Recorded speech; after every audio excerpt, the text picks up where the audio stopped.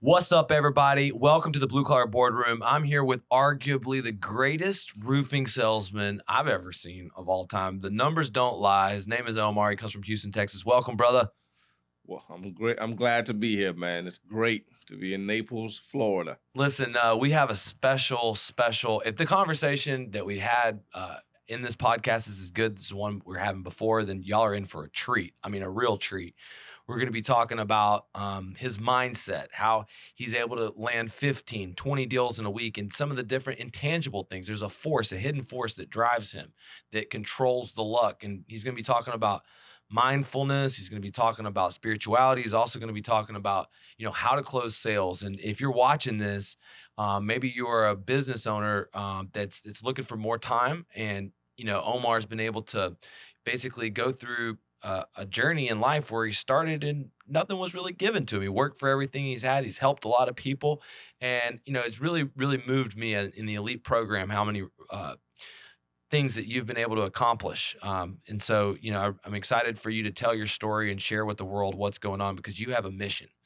What's going on over there at O&M?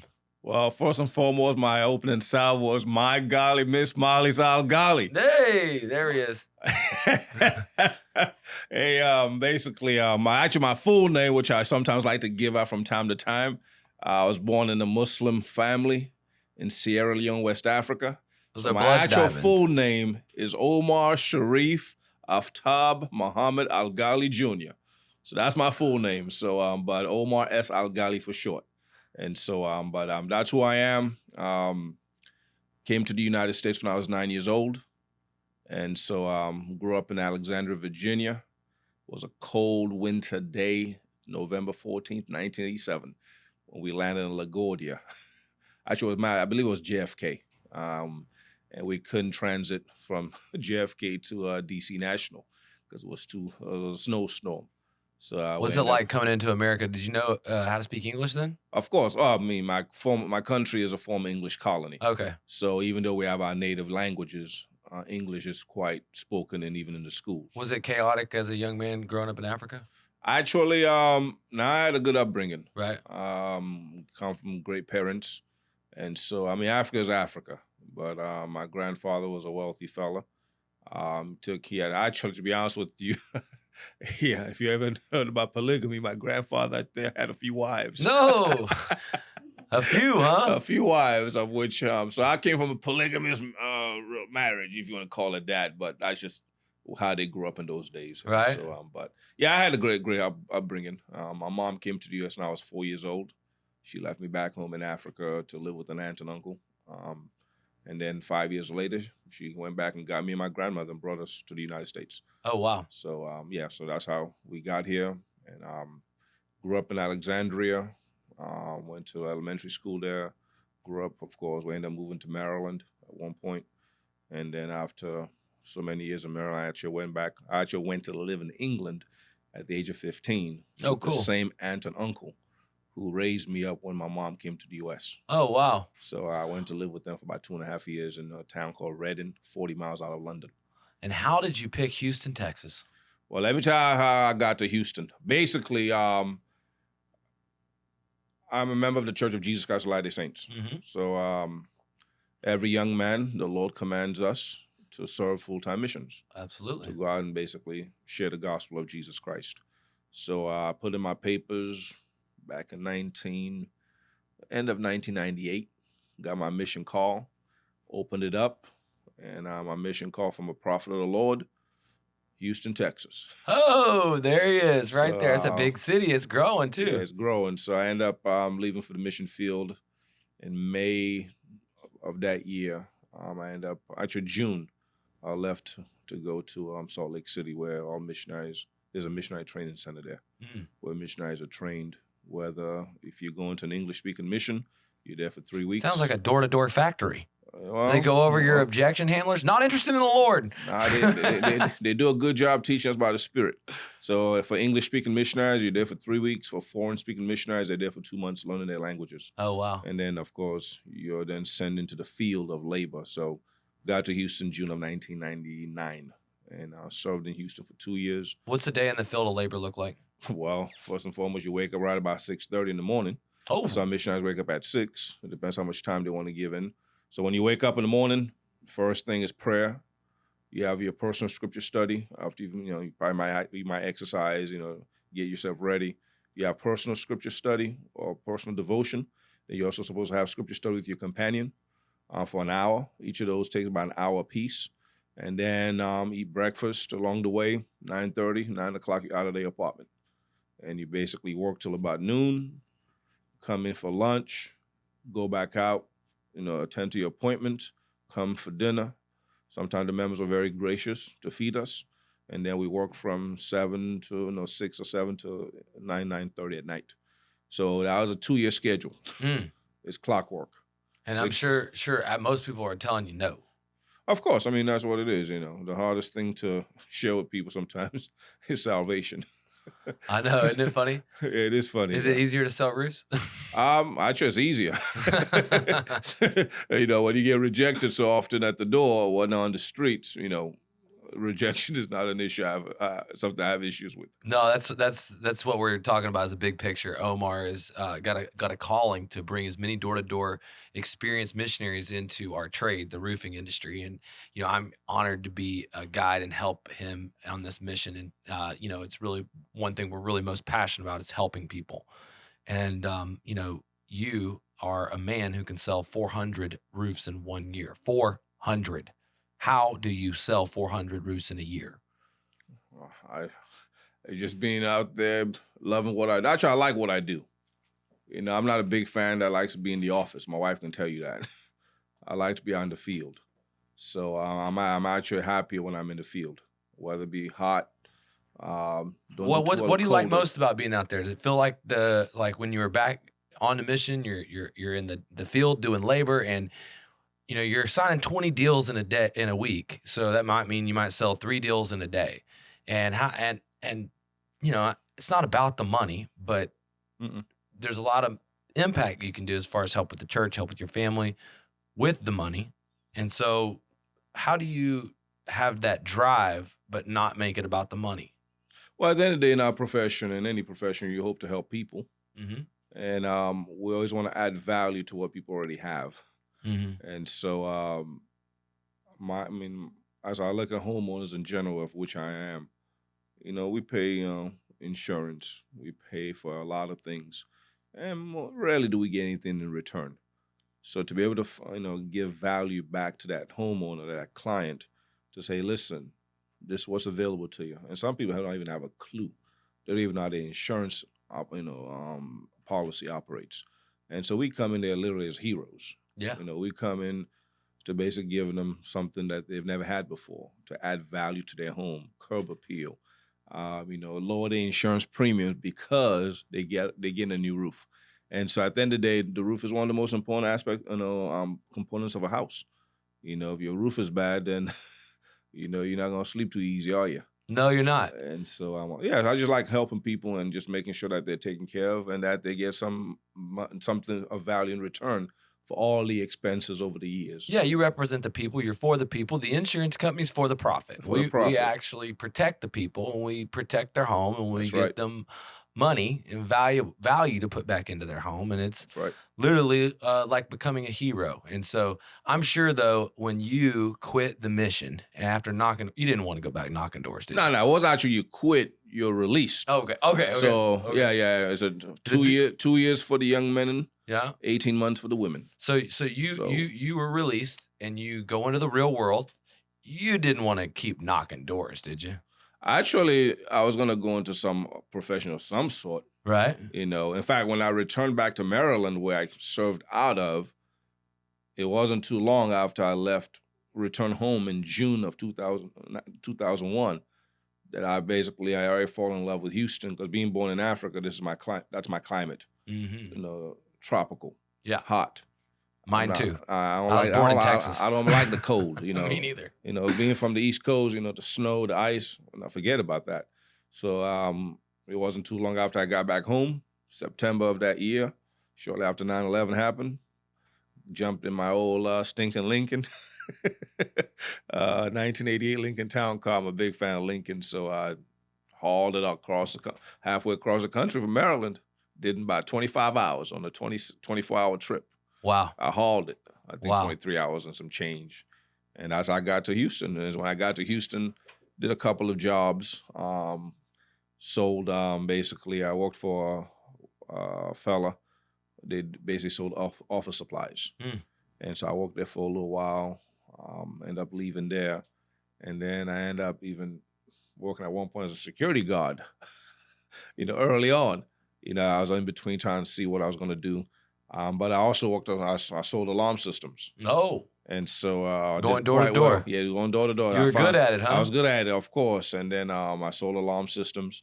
And I ended up, of course, later on, after I'd been at another job where I was supposed to have been trained to be a salesman in the passenger and commercial tire industry, a company called Southern Tire Mart. I was there for about a year. What they promised me didn't materialize. They let me go. And so I was in between. And that's when one day, I basically, a few months later, looking through the Craigslist. Oh, you found a job. Yeah, I found an opportunity. Roofing sales. Roofing sales. Grown man Easter egg hunt. We sell practically free roofs. All you have to do is offer free inspections. You can make $150,000 a year. What'd you think about that pitch? Oh, yeah, I saw that. I was like, man, that sounds pretty good. And so, but actually, I was leaning towards another profession, which was medical sales. Okay. I had interviewed. That's a little bit more like, white collar. Yeah, white collar, you know what I'm saying? I was going to put a suit on and a tie. Yeah, exactly. So I found that's what I was leaning more towards. And then after I had interviewed with this roofing company, a shout out to Jack Odo, O&S Construction Services. And so I was reluctant to go into the roofing business. Because I was looking more towards that white collar, industry. And so after 2 weeks, after nobody didn't call back, even though I had interviewed well, and my wife said, "Hey, why don't you go call that roofing company that you interviewed for?" No, you're like, man, forget about that roofing company. I'm trying to be a doctor. I'm trying to get medical sales going on here, right here. You want to sell drugs? Exactly, legal drugs, right? So I eventually called Jack, and I went and basically said, "Hey, man, let's get started."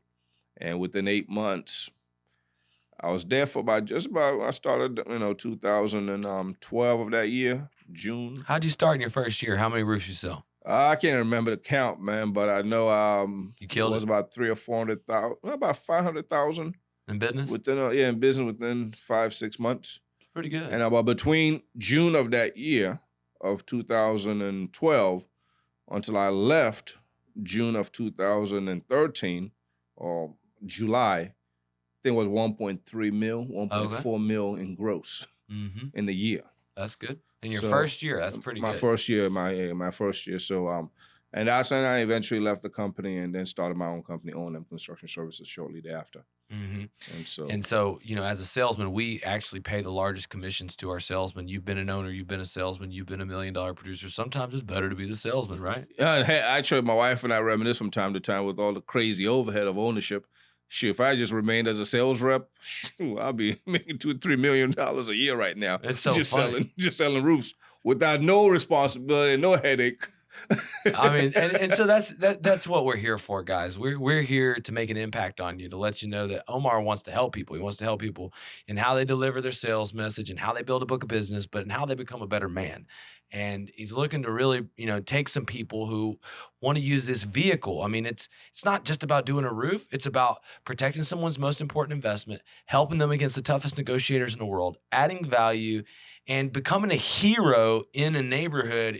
And that is a fun, great job, isn't it? Yes, sir.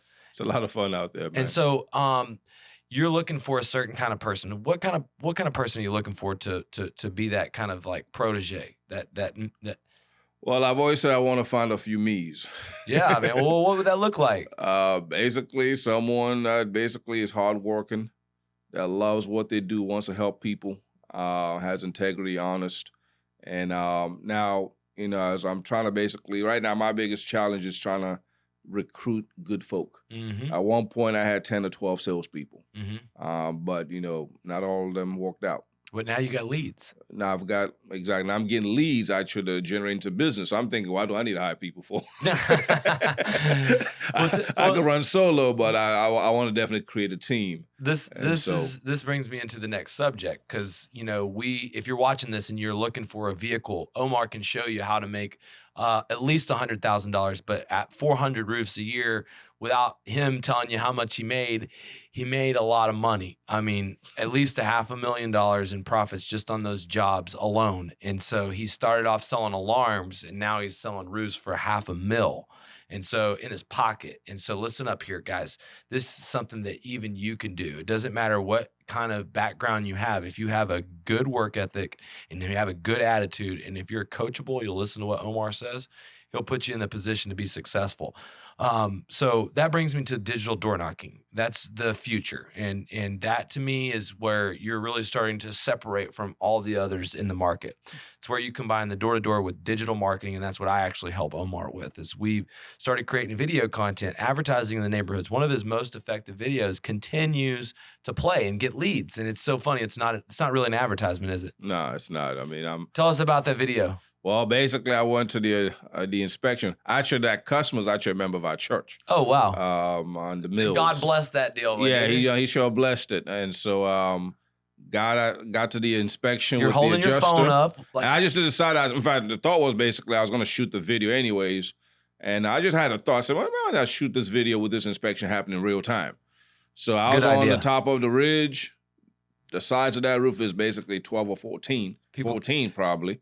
If any of you ever seen it, the adjuster's over there with the goat, hanging for dear life. And I'm standing there watching him. I could have slipped and fall, but I was up there pretty shaky.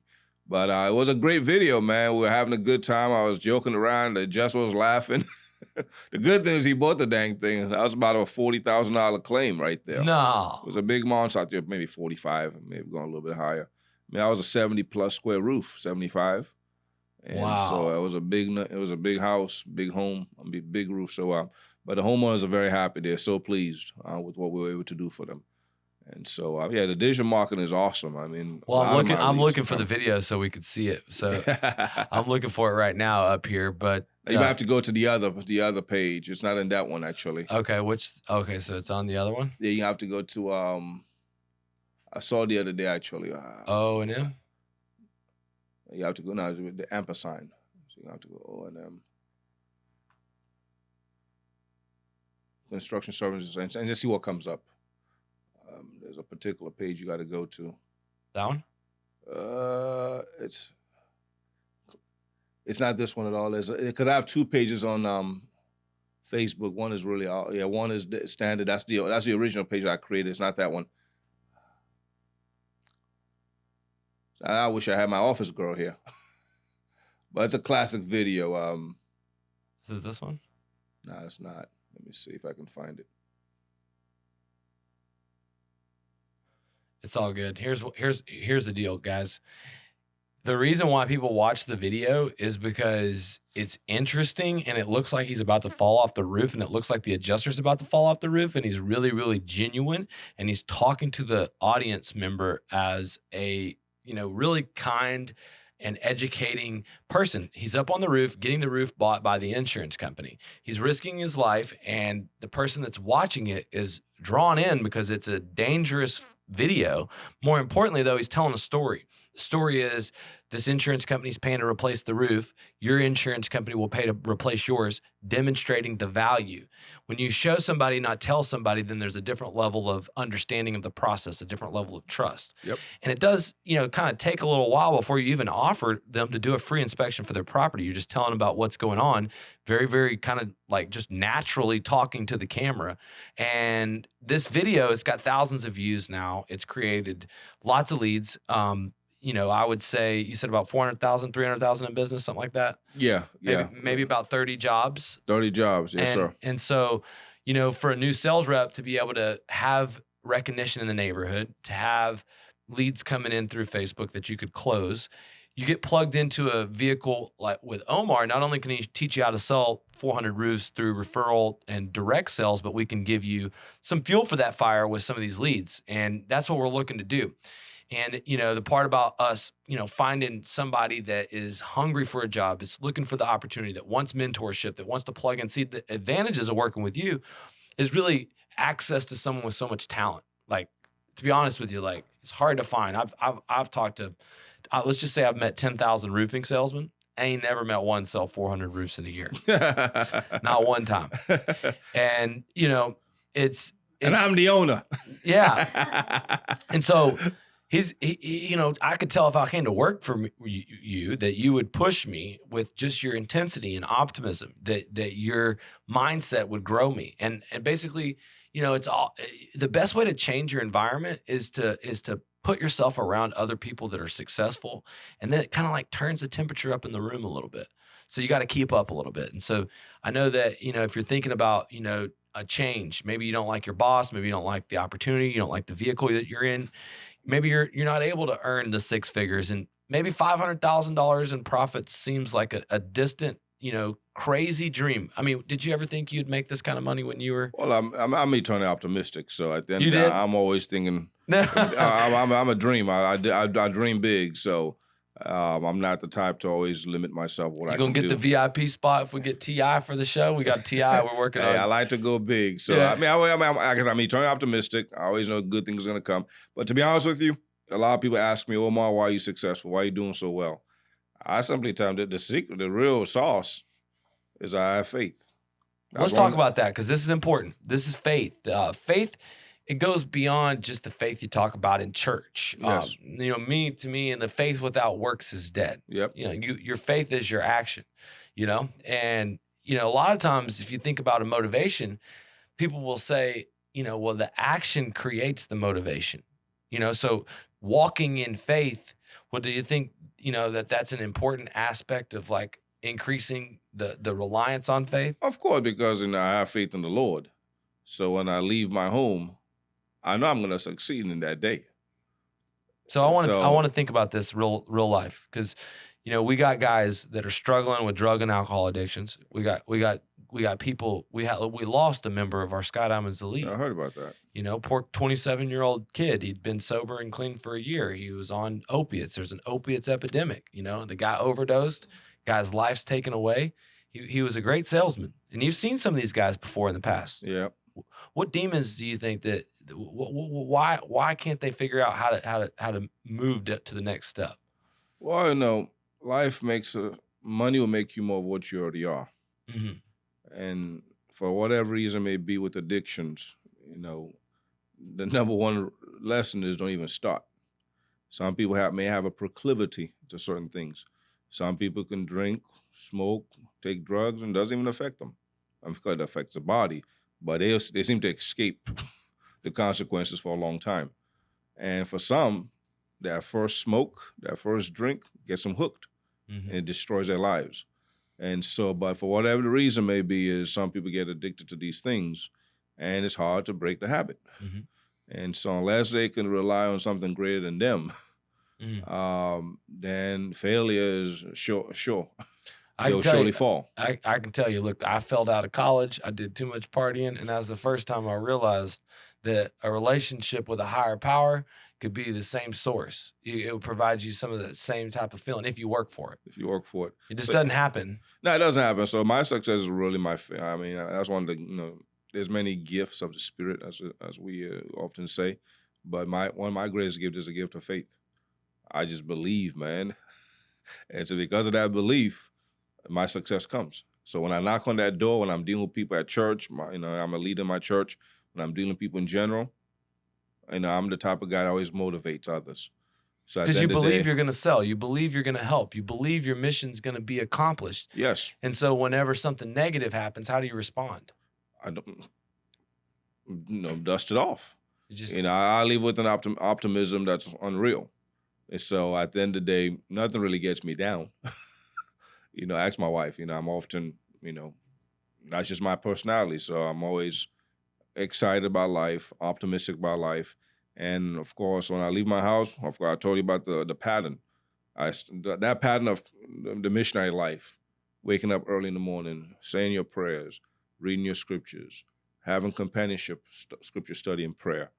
That pattern has continued to this very day. So you every day wake up and read? I mean, it's not even reading, it's studying. You so study? There's one thing to read, there's nothing to study. Sometimes you do read. So talk to me about this, because I think we wake up as a society, most people grab their phones. They grab their phone, they grab their coffee. They grab their phone, they grab their coffee. That's me, okay? Yeah, naturally. All right. Now, I read but I don't read the Bible every morning.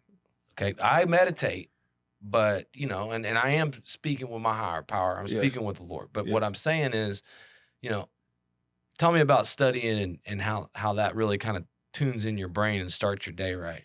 Well, no, as I offer my prayers and find time for scripture study, it just keeps me focused on the things that matter most.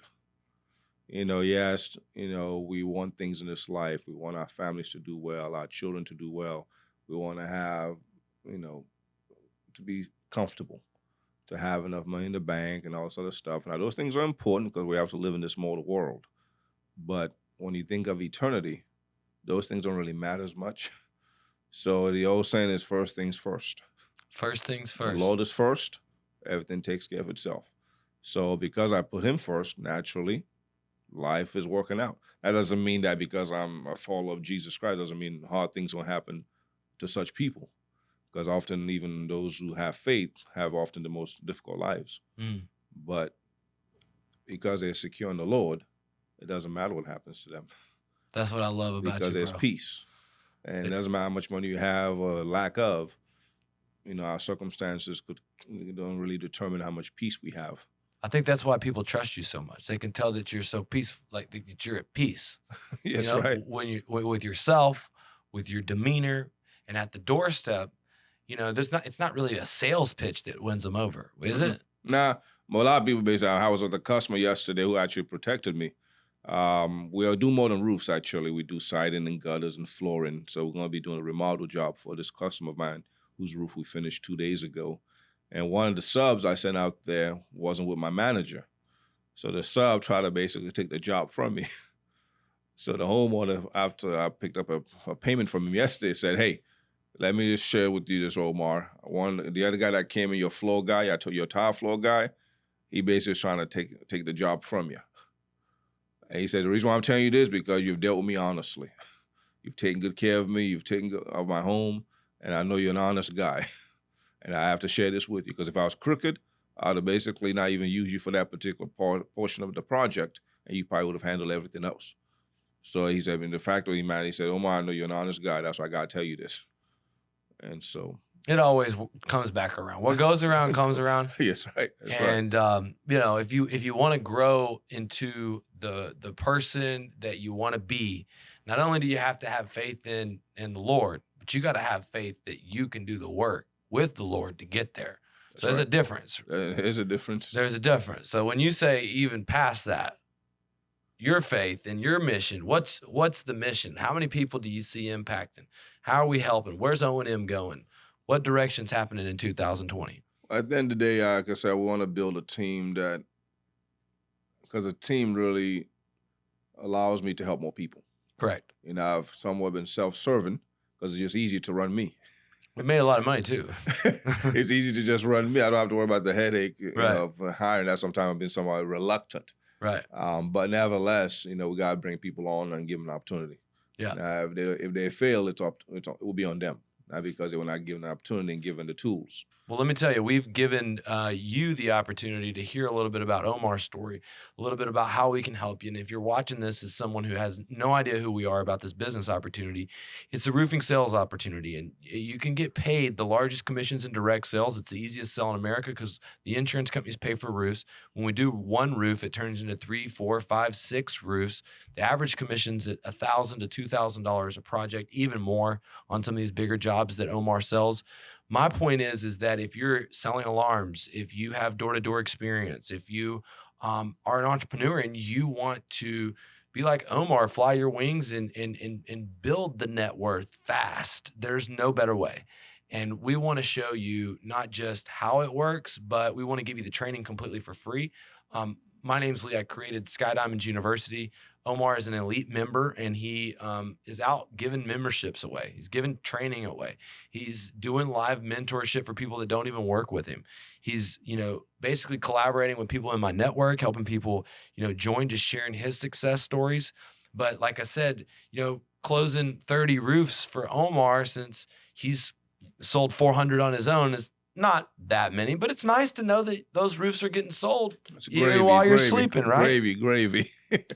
More importantly, We have a brotherhood. We have a community here, and we hold each other up. And on our coaching calls, we go through the curriculum, and Omar shows up all the time. He's always open-minded. And you could teach a lot of lessons on closing, but you still can learn more, And so you show up willing to get better. Yep. And that's the key ingredient to getting to the next step in life. So if you want to earn $100, $200, $300,000 and you want a vehicle that's real and you want to do it like within the next year, then this is the one you need to jump on. You need to, hit us up. Where can they find you on the internet? Basically, I've got a website, omconstructionhtx.com. I'm actually in the Stafford area of Houston. And so basically, we've got an office in Stafford, and I'm looking for some new recruits. Rookies as well as experience. And if I was an operations guy, let me tell you what kind of dream this man would be to work for. For one, he makes a lot of money. For two, he's incredibly a great guy. For three, this company is partnered with Sky Diamonds Elite, and we're about to exponentially blow up the Houston marketplace. So you're plugging into a guy that can sell 400 roofs on his own, and basically, you need a master roof builder, Omar. You need somebody. Whenever I partnered with some of these guys, it allowed me to sort of take my hands off at least that basic aspect of it. Yeah. And then once we get to these big places where we have all these new guys that are wanting to get direct mentorship from you, making the $100,000, $200,000, $300,000. We're going to be one of the largest roofing contractors in Houston and in the state of Texas. That's right. That's right. So we want you to be a part of this movement, a part of this journey. And, if you're a contractor, if you're a roofer, if you're a salesman, you watch this, if there's one thing that you got from this, I hope it's about having that faith in your mission, having that belief in something that's bigger than you, having a willingness to help people first, sell second, and then being true to that belief, being true to that mission, and getting out there in the streets. Tell me what an hourly day looks like for you. About like on a good day, you say you do 20 contracts in a week. Well, how do you do that? And like, how does it, like, walk me through a day where you're in a week where you do 20 contracts in a week? Well, in those weeks when I do really just get all fired up, rising early, I don't even spend much time in the office, to be honest with you. Because when I'm bringing those kind of numbers, I'm in the field all day long. Even in the heat, I'm in the field. And so at the end of the day, my typical day is basically just getting out in the field early, knocking doors. You've been knocking doors at 9:30 a.m. Usually I start about 10. 10. 10 o'clock is reasonable. 9:30 is a little too early for some folks. I could, but I show respect. Wait till 10. Yeah, wait till 10 o'clock. And so I'm just out there all day long. And my guys who know me well, those are the numbers I put because I'm excited about what I do. I like to help people. It's also the fact that we're taking money away from the insurance company. Yeah, boy. How many people have been paid in their premiums for years, have never gotten anything in return. And of course, insurance is risk, so we get it because we never know what something really bad may go wrong. So we always have it, whether it be health insurance, car insurance, on your home. And so I just like getting out there, trying to add value in these people's lives, making sure that they're taken care of, making sure their premiums remain low, because a new roof does bring down your premiums, and it increases property value. So at the end of the day, a typical day for me is just basically not spend so much time in the office, but to be in the field. And so my goal is really to do a one a day. But once you get that first one, I know I can get to 2 and 3. Ooh. So the goal is to get one before 12. Before 12. And I know if I can get that first one in. And also that's been really helping with the digital marketing, man. And my leads are coming in fast and furious. Nice. I'm getting them all, I think 3 or 4 or 5 a day, man, right now. And so I can't even answer all of those calls. And so, but bringing in a new team, I'll be able to send these leads off, and so on and so forth. So, but that's just my typical day, man. Wake up early, do what I got to do spiritually, making sure I help the wife, with the kids. She does a good job doing that. I try to spend time in the office, do some clerical work, follow up on some claims. My office manager does most of it, but I like to be in the field. I think a lot of owners, they don't understand how much they can use their truck as an office, and they get an office and they think that's where they go to work. They don't leave the office. And they get comfortable in that AC. And then they don't have the team, and then they don't have the money. And what I learned very on, it's good to definitely have the team, but too many owners rely on their team to earn the income. And And when the team no longer is there because these guys may leave or go somewhere else, they're now struggling yeah, to so pay here's the how bills. So to me, it doesn't matter. I can have 50 guys working for me, 20. I can just be having 3. right. I'm a producer. Yeah. So I never have to worry about where my next meal is coming from. No, you're right.